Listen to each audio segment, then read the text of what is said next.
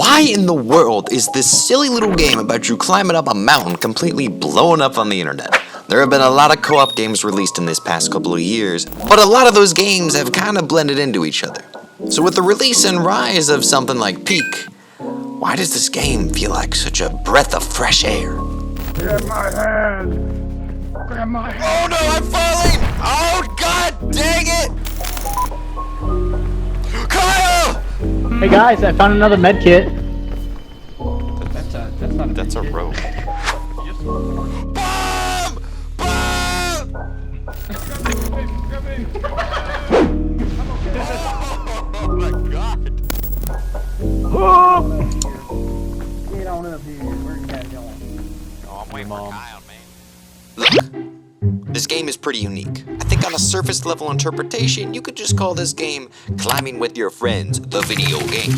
If you wanted to really be original, you could call this Breath of the Wild, but in first person. And to be quite honest with you, yeah, it kind of is. In this game, you do just kind of climb up a mountain, and in fact, you are with your friends. But it wasn't until I picked up this game for the first time and actually started climbing, started experiencing the game, and I felt something I hadn't felt in a while. This game forces you to work as a team. I'm gonna poison you. Gotta be real, there are so many team-based video games out there, where a lot of the time, I'm alone, even if I'm with my friends. It always just feels like we're doing our own thing.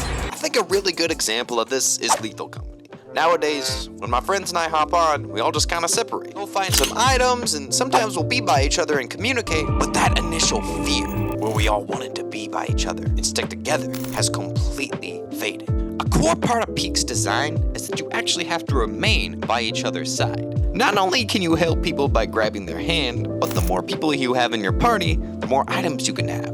That increases your chances of reaching the top.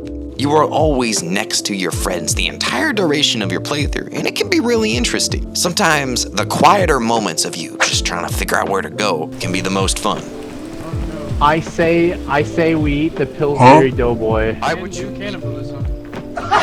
There's an option in the thing that says, would you like cannibalism or not?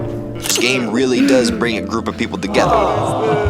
Okay, the game's fun with your friends. Now what about the gameplay? To be honest, it's pretty simple. What do you mean by that? You got a stamina meter, and you press left click to climb the mountain. And when you press left click, the stamina meter, it goes down. What? You also have a temporary stamina meter that you can fill by eating food.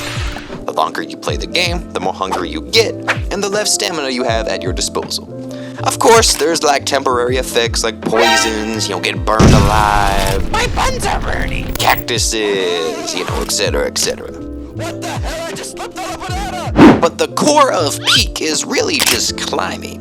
And that climbing, is enjoyable. There is something really magical about looking up at a mountain and saying, looks like I'm gonna go climb that. And then the long journey that you and your friends have while you're doing it. And I gotta admit, this game can be really challenging at times, which I think leads into one of the coolest and most unique aspects about Peak that I haven't really seen in any other game. And that is the procedurally generated mountains. Roguelike games have been doing this for a long time, but what Peak does is something completely different.